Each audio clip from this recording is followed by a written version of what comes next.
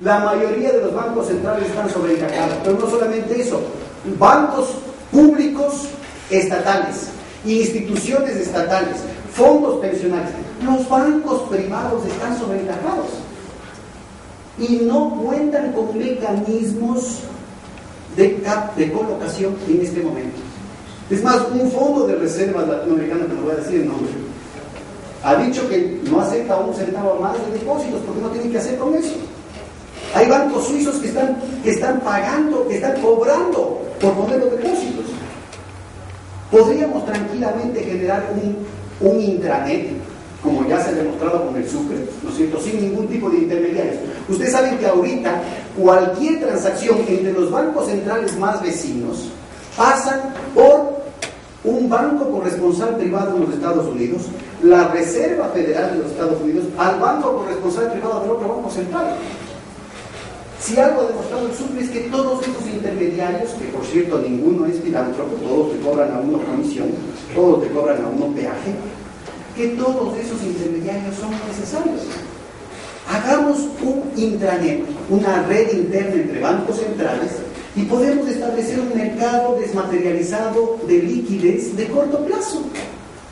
Y respecto al estigma, lo borramos del estigma, porque la emisión original puede salir con nombre y apellido, pero el mercado secundario, que además uno lo puede hacer aleatorio para evitar cualquier tipo de ruido, puede uno entrar y salir de manera anónima varias veces al día a través del internet. Y tenemos una respuesta que evita, porque no solamente es lo que decía hace un momento Oscar respecto a las reservas de cierto país. Resulta ser que hay países que tienen miles de millones de dólares en reservas internacionales colocadas en el norte, precisamente allí donde está el foco de infección. Y que, como se demostró con la discusión del techo de la deuda en los Estados Unidos, cualquier momento por una razón política, no técnica, nos dejan de pagar. Así que hoy por hoy no existe activo financiero libre de riesgo, como dicen los libros de texto. Buena parte de las reservas de los bancos centrales están precisamente en ese, entre comillas, activo financiero libre de riesgo.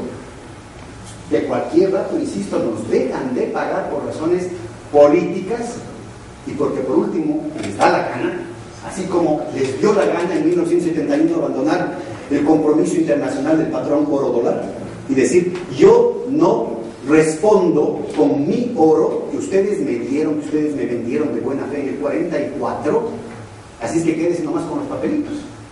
O como nos hizo el Banco de Inglaterra, a los amigos argentinos, tengo que darte la mala noticia que no fueron ustedes los inventores del corralito.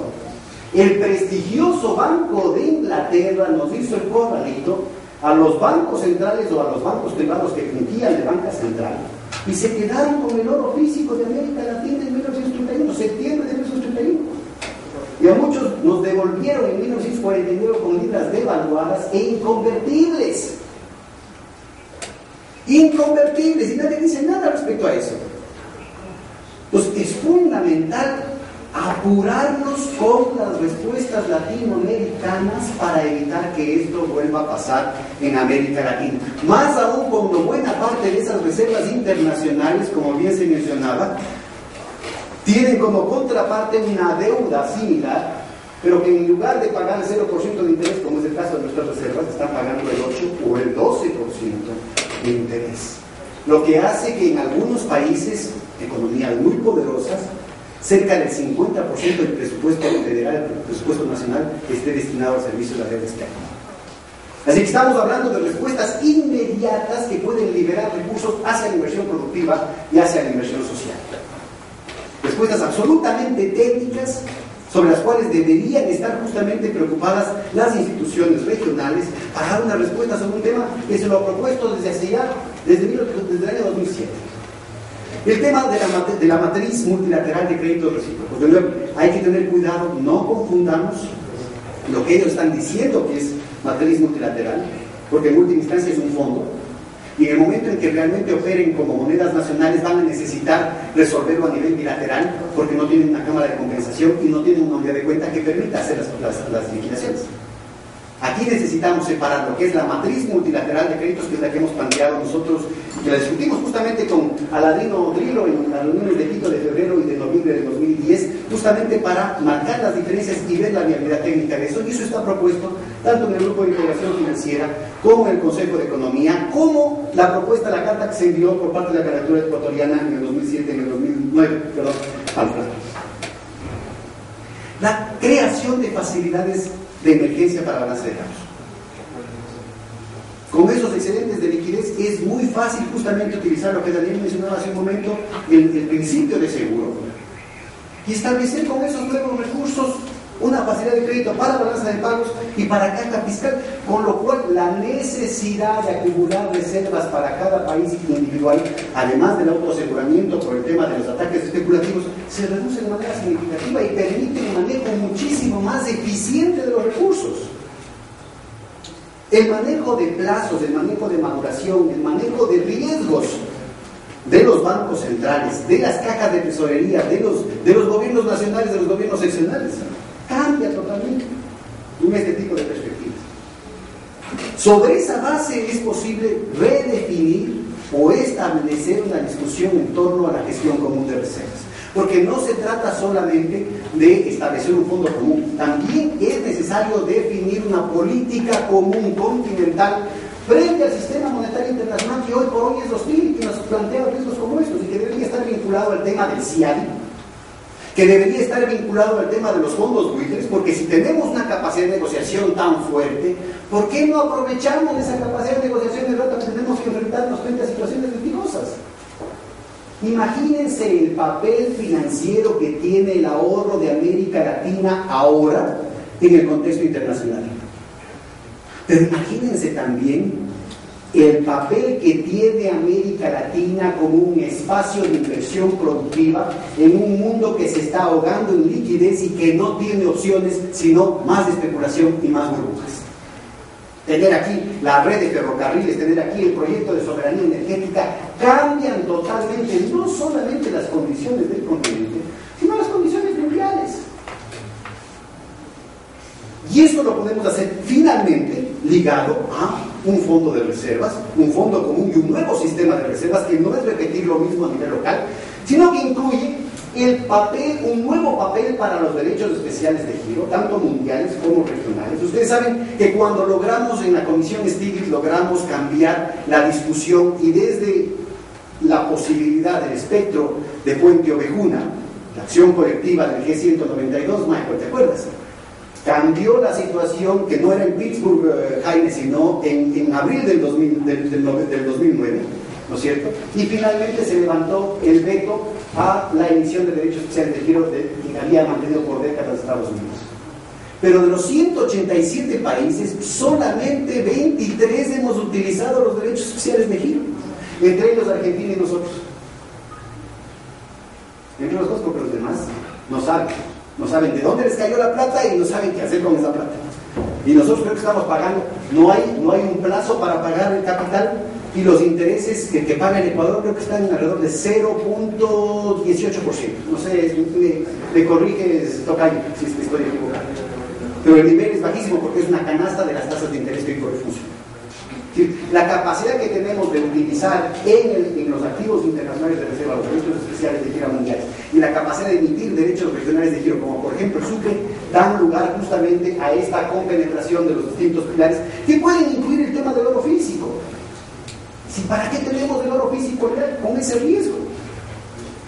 El oro físico en bodega, pero también el oro físico debajo del suelo, articulado a lo que fue la propuesta que venimos desarrollando desde el año 2013 en el Ecuador de dejar el crudo bajo tierra, tanto con el proyecto Sarayago como con el más conocido que es el de Yasuní. ¿Para qué extraemos el cobre, el oro, el litio, el molibdeno, el petróleo, el gas? Destruimos la naturaleza, se llevan las transnacionales, nos quedamos con unos papelitos verdes que se llaman dólares, o con unos papelitos rosados que se llaman títulos del Tesoro de los Estados Unidos. Y usted quiere cambiar y dice, bueno, podemos dar el papelito verde. Es que no quiero papelito verde, podemos dar el papelito rosado. Y nos sentamos encima de eso. Hay condiciones de ingeniería financiera que permitirían certificar esos recursos y utilizarlos directamente como reservas internacionales. Y no solamente de esos recursos, sino poder desarrollar todo un esquema en las negociaciones climáticas en torno a este nuevo esquema de precios que incluye no solamente el valor de uso, sino también el valor de no uso. Elemento central para romper el actual impasse y la actual frustración que han significado las negociaciones internacionales.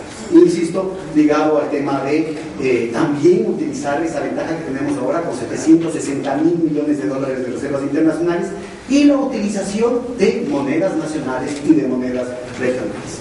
Tenemos en eso una serie de antecedentes, la propia reunión de América del Sur y países árabes, la propuesta que hemos hecho a la Comisión Europea en abril del 2008, la que se dio en la Asamblea General de Naciones Unidas, que el presidente Correa lo dijo en junio del 2009, en la propia Comisión Stiglitz se discutió el tema, las reuniones del G20 de UNASUR y en la última reunión que se mencionó acá, con la presidencia francesa del G20 y del G8, el Grupo de París, presidido por Fitoussi Stiglitz, en el que también tuvimos una modesta participación en torno a la necesidad urgente de cambiar el sistema de reservas. Esto va a permitir construir un nuevo sistema mundial de reservas sobre arreglos monetarios, bloques regionales, la liberación de recursos para la inversión productiva que permita superar los condicionamientos primarios extractivistas, la preservación de flujos de comercio que pueden ser amenazados a pesar de que haya una situación, entre comillas, de los fundamentals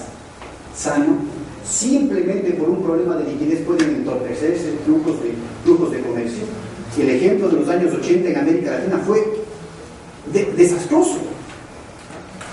Fue desastroso. Se empeoró la situación entre el 83 y el 85 porque todos los mecanismos de comercio que estaban contemplados en los esfuerzos de integración se desplomaron de la noche a la mañana. Necesitamos crear con urgencia alternativas que eviten que una de las fuentes de contagio tengan estos mecanismos amplificadores tan graves como los que ya se han dado, y peor aún con el nivel de lo que mencionó aquí Daniel, el grado de correlación que tenemos ahora respecto a los términos de intercambio, y yo diría el tema de ya más micro y meso a nivel de la transnacionalización del aparato productivo y del sistema financiero. Y finalmente, sobre esta base, continuar en la discusión de un nuevo sistema de gobernanza mundial, mucho más democrático, para preservar la estabilidad financiera, macroeconómica y social del continente.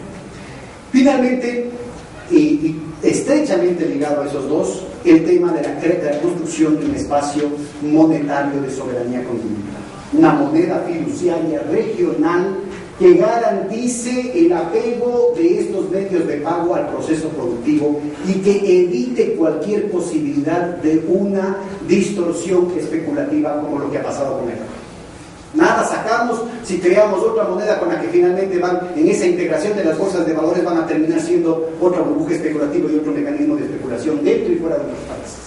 Y es justamente el diseño que hemos logrado con el Sucre, que ya han entendido los detalles, y que tiene hoy por hoy un desarrollo mínimo a nivel de los intercambios entre los países del ALBA, pero que jamás fue planteado como exclusivo de los países del ALBA. Yo creo que es importante en ese sentido mencionar que el presidente Correa lo planteó a los presidentes de los países del ALBA antes de que el Ecuador sea parte del ALBA. Rafael Correa lo plantea en noviembre, el 28 de noviembre del 2008, y el Ecuador entra al ALBA en junio del 2009. Hoy por hoy hay todas las condiciones solamente a nivel de convenios entre bancos centrales para que el resto de países sin entrar al ALBA puedan utilizar el mecanismo del Sucre. Y es lo que se ha discutido ya en las negociaciones que en ese momento habían entre la Unión Europea y el Ecuador y la Comunidad Andina, justamente con el presidente Barroso de la Comisión Europea. Es lo que se discutió con los personeros técnicos de la iniciativa Chiang Mai en Quito, en Malasia, en Indonesia, en Corea del Sur, en Beijing y en Hanoi. Y es lo que se ha planteado en la reunión de ASPA, en la reunión con los países árabes, pero también con distintas instancias de la Unión Africana. Es decir, que no solamente estamos estableciendo una situación interna intrarregional, sino otro mecanismo inmediato. Estamos hablando de meses porque los bancos centrales del mundo tienen sistemas electrónicos de pagos homólogos. Más aún, muchos de ellos que vienen del mismo proveedor, para ponerlo en esos términos. O sea, que las posibilidades de conexión directa a los bancos centrales son inmediatas.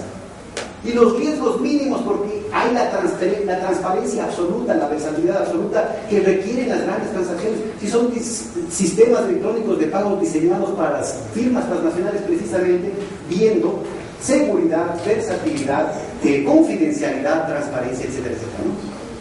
En los ámbitos diferenciados que son.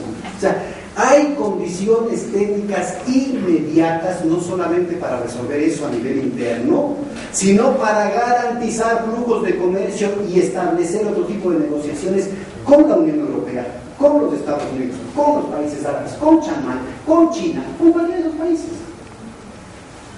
Y esa es justamente la capacidad que tenemos de hacer esta reproducción fractal a nivel microrregional y macrorregional. A nivel microrregional, me había saltado, está justamente la capacidad que tiene el mecanismo para integrar a otros actores sociales. La capacidad de involucrar en el comercio regional a la producción de las comunidades indígenas, de las cooperativas, de las empresas recuperadas, de la pequeña y mediana empresa.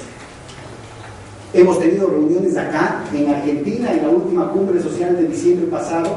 Tenemos por un lado las unidades de la economía social, perdón, y la ALAMPIMES, la Asociación Latinoamericana de Pequeña y Mediana Empresa, que han discutido ya estos elementos y que mandan cartas a los presidentes del Mercosur para que se integren en este tipo de mecanismos.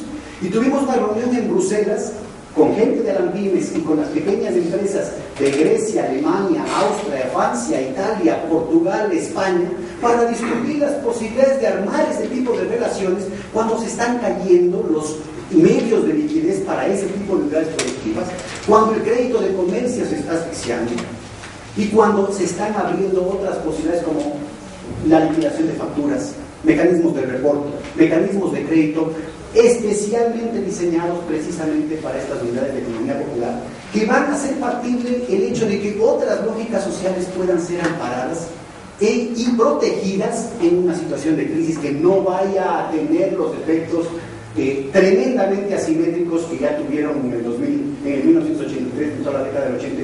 Esa década perdida a nivel macro significó a nivel micro una situación tremendamente dolorosa para muchos países. Yo hablo desde el Ecuador, un país que en 10 años, un país de 13 millones de habitantes que en 10 años expulsó a 3 millones de familiares, ¿no? Así de grave es la situación. Bueno, entonces es esta posibilidad, ¿no es cierto?, la que se está planteando. Están elementos muy avanzados en la discusión a nivel institucional. Hay una urgencia cada vez más sentida en amplios ámbitos que ya han abandonado el dogmatismo ideológico, pero es necesario evitar que la propuesta se desnaturalice y que termine siendo secuestrada de ciertos intereses para convertirse en un reciclaje de la vieja arquitectura financiera que necesita que América Latina siga siendo la caja chica de la liquidez de los circuitos financieros especulativos mundiales. No es casualidad, no podemos sospechar de que sea un problema solamente de tontería el hecho de que tengamos 760,000 millones de dólares colocados a cerca del 0% de interés, y que ustedes suman los fondos pensionales, ustedes suman los fondos soberanos, los recursos del sector público, de la banca, de otras instituciones del sector público, los recursos de los latinoamericanos que la banca latinoamericana privada tiene en el extranjero, y los ahorros de los latinoamericanos en el extranjero. Estamos hablando de millones de dólares que se están desperdiciando y que están en el riesgo de perderse de manera definitiva con este nuevo zambullido de la crisis mundial. La coyuntura latinoamericana puede cambiar muy rápidamente y hay condiciones técnicas absolutamente sólidas, por cierto, todas abiertas a discusión, para cambiar la circunstancia y el condicionamiento que tienen nuestras economías en el aquí y en el ahora. Muchísimas gracias.